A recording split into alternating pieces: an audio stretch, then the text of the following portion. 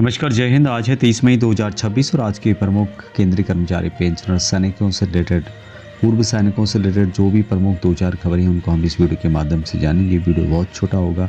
Channel को आपने subscribe नहीं किया तो सब्सक्राइब जरूर कीजिएगा। आपको इस तरह के अपडेट बहुत से में कंटिन्यू मिलते रहेंगे। पहली खबर 8th पे कमीशन को लेकर के है और यहाँ पर आप देख लेंगे 8th पे कमीशन के हम ऑफिशियल वेबसाइट में हैं और यहाँ पर मेंशन किया गया कि जो प्रतिक्रिया या फिर आपके सुझाव देने की डेट थी 8th पे कमीशन से रिलेटेड उसको बढ़ा दिया गया है।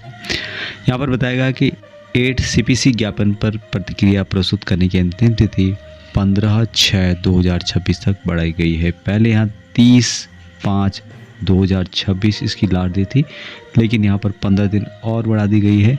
तो जो भी अपनी प्रतिक्रिया देना चाहते हैं, अपने सुझाव देना चाहते हैं 8th पे कमीशन की ऑफिशियल वेबसाइट के माध्यम से आप दे सकते हैं। 15/6/2026 तक डेट को बढ़ा दिया गया है और इसी संबंध में लेटर भी जारी किया गया है 29 मई 2026 को, जिसमें कि एक्सटेंड करने की बात की गई। यहाँ पे 2026 को 8th पे कमीशन गवर्नमेंट ऑफ इंडिया के द्वारा बताया गया कि the last date for submission of memorandum to 8th central pay commission stands extend to 15/6/2026। This is the final timeline for submission. No further extension shall be granted. Next खबर भी बहुत ही महत्वपूर्ण है और यह है DSC वालों के लिए, विशेषकर कि गुवाहाटी उच्च न्यायालय ने सेवा में कमी के कारण यानी कि सर्विस में कमी के कारण सेवानिवृत्ति DSC के एक सैनिक को दूसरी पेंशन बरकरार रखने को कहा है। गुवाहाटी उच्च न्यायालय ने सशस्त्र बल न्यायाधिकरण के उस फैसले को बरकरार रखा जिसमें कि केंद्र को एक सेवानिवृत्ति DSC के जो जवान हैं उनकी दूसरी पेंशन देने का निर्देश दिया गया था, जो कि मात्र 10 महीने और 2 दिन की योग्यता से चूक गए थे। टोटल जो सर्विस उन्होंने कम की थी 10 महीने और 2 दिन की थी, उसी को ध्यान में रखते हुए गुवाहाटी उच्च न्यायालय ने उसको माफ़ करते हुए उन्हें पेंशन देने का आदेश दिया है, जो कि EFT ने दिया था। उसी जो आदेश है उसको बरकरार रखा है। यह फैसला भारत के सर्वोच्च न्यायालय के हाल के फैसले के बाद में आया है। केंद्र सरकार द्वारा अपनी चुनौती वापस लेने के बाद आया है, जिसमें कि पेंशन पात्रता के लिए मामूली सेवा कर्मियों को माफ़ करने की मांग करने वाले पूर्व सैनिकों का पक्ष लिया गया था। यहाँ पर एक जो सैनिक थे ओझा, जो कि 2001 में सेवानिवृत्त हुए थे, जो कि EME के थे और उन्होंने 2005 में DSC ज्वाइन किया। 2019 में सेवानिवृत्त हो गए और अपनी DSC की सर्विस के दौरान उन्होंने 14 वर्ष और 1 महीना और 28 दिन की सेवा की तथा पूरी दूसरी पेंशन लेने के 15 वर्ष पूरा नहीं कर पाए। रक्षा अधिकारियों ने उन्हें पेंशन लाभ देने से इनकार कर दिया और यह तर्क देते हुए कहा कि कमी को माफ़ करना दोहरे लाभ लेने के समान होगा, क्योंकि वहाँ पहले से अपनी पिछली जो सर्विस है उससे पेंशन ले रहे थे। हालांकि सशस्त्र बल न्यायाधिकरण यानी कि AFT आर्मर फोर्स जो ट्रिब्यूनल कोर्ट होता है, उन्होंने ओझा के पक्ष में जो नाम है इनका उसके पक्ष में फैसला सुनाया और अधिकारियों को सेना के लिए पेंशन विनियम 1961 के विनिमय 125 के तहत कमी को माफ़ करने का निर्देश दिया। ट्रिब्यूनल ने पेंशन भुगतान आदेश में संशोधन और बकाया भुगतान का भी आदेश दिया हो गया। तो जो भी DSC के पूर्व सैनिक जिनकी भी इस तरह की कंडीशंस है, आप EFT में जा सकते हैं, कोर्ट में जा सकते हैं, जिससे कि आपको इसका लाभ मिलेगा। नेक्स्ट खबर बहुत ही महत्वपूर्ण है कि कर्नाटक ने सरकारी पोस्टिंग के लिए पूर्व सैनिकों को शामिल किया। यानी कि कर्नाटक सरकार ने पूर्व सैनिकों को राज्य सरकार के जो भी डिपार्टमेंट हैं उन सभी में अनुशासन और भ्रष्टाचार को ख़त्म करने के लिए पूर्व सैनिकों को शामिल करने का फैसला किया है। बहुत सारे जो डिपार्टमेंट है उसमें पूर्व सैनिक पहले से काम कर रहे हैं, जैसे कि बेंगलुरु के अंतर्गत या कर्नाटक के अंतर्गत अपशिष्ट विभाग है, झील संरक्षण, इंदिरा कैंटीन और गश्त में काम कर रहे पूर्व सैनिकों के अलावा अब राज्य सरकार ने फैसला लिया है कि उन्हें अन्य विभागों में भी शामिल किया गया, जिसमें कि राजस्व और सर्वेक्षण विभागों में जो ज़मीनी कार्य होते हैं उसकी देखभाल के लिए।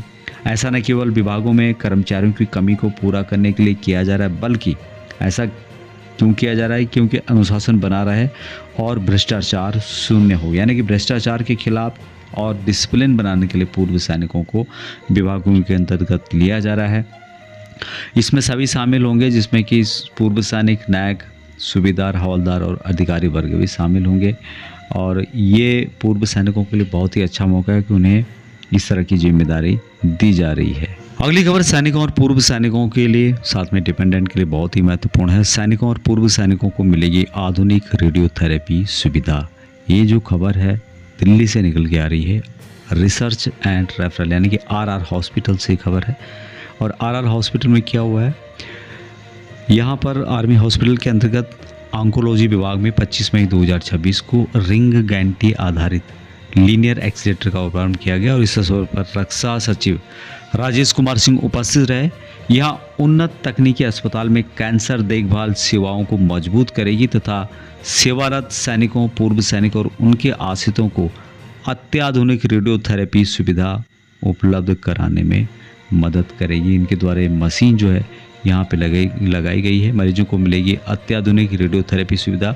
अस्पताल प्रशासन के अनुसार इस नई तकनीक से अस्पताल की आंतरिक उपचार क्षमता बढ़ेगी और बड़ी संख्या में मरीजों को बेहतर इलाज उपलब्ध कराया जा सकेगा। थेरेपी सुविधा मिलेगी। बहुत सारे जो रेडिएशंस होते हैं उन सभी रेडिएशंस थेरेपी इसके द्वारा की जाएगी। और साथ में ये जो नई तकनीक है इसमें क्या होगा, ट्यूमर कोशिकाओं तक अत्यंत सटीक विकिरण पहुंचाने में मदद करेगी, जबकि आसपास के सामान्य ऊतकों पर विकिरण के प्रभाव को कम करती है। इससे कैंसर उपचार के बेहतर परिणाम मिलने के साथ मरीजों को देखभाल की गुणवत्ता में भी सुधार होगा। तो जो भी कैंसर के पीड़ित हैं उनके लिए ये वरदान साबित होगा जो यहाँ पर इनके द्वारा बताया गया है और ये मशीन लगाई गई है।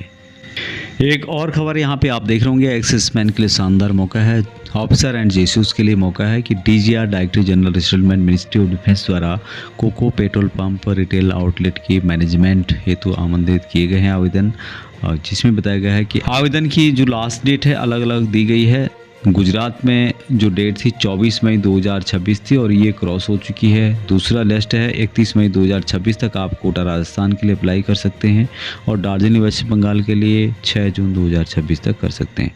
कौन कौन अप्लाई कर सकता है, रिटायर्ड ऑफिसर, रिटायर्ड जीसीयू, आयु 60 वर्ष से कम होनी चाहिए। क्या मिलेगा आपको, HPCL Hindustan petroleum corporation limited, Indian oil corporation limited, Bharat petroleum corporation limited, COCO outlet management के तहत। सम्मानजनक दूसरा कैरियर, अच्छी आमदनी का अवसर और देश सेवा के साथ आत्मनिर्भर बनने का मौका है। कॉन्टैक्ट डिटेल जो यहाँ पे होता है जो कि अवधि 3 साल के लिए होता है। बैंक गारंटीज़ की वहाँ पे आवश्यकता होती है। इसके लिए आप DGR की ऑफिशियल वेबसाइट में जाएंगे तो वहाँ पर आपको इससे संबंधित लिंक मिलेगा। उस लिंक में जो डिटेल्स दी गई है उसको पढ़ सकते हैं और भी जो जानकारी दी गई है उसको आप देख सकते हैं और साथ में अप्लाई भी कर सकते हैं। जो भी जेसीओज और अधिकारी इसके लिए एलिजिबल हैं। नेक्स्ट अपडेट पूर्व सैनिकों के जॉब से रिलेटेड है। ये आपकी बिल्कुल प्राइवेट वैकेंसीज रहने वाली है। Mumbai Bharat petroleum corporation limited के अंतर्गत 20 पूर्व सैनिकों की आवश्यकता है। सैलरी जो यहाँ पर आपको प्रोवाइड की जा रही है 36,500 रुपये PF लगा के है। 4 ऑफ दिए जाएंगे, OT वगैरह दिया जाएगा। 8 घंटे और 26 दिन की ड्यूटी होगी। संबंधित डिटेल्स दी गई है, आप उन पर अपना CV भेज सकते हैं। व्हाट्सएप नंबर दिए गए हैं, चैट के माध्यम से कुछ पूछना चाहते हैं तो पूछ सकते हैं। ऑल ओवर इंडिया से इन वैकेंसीज के लिए आप देख सकते हैं।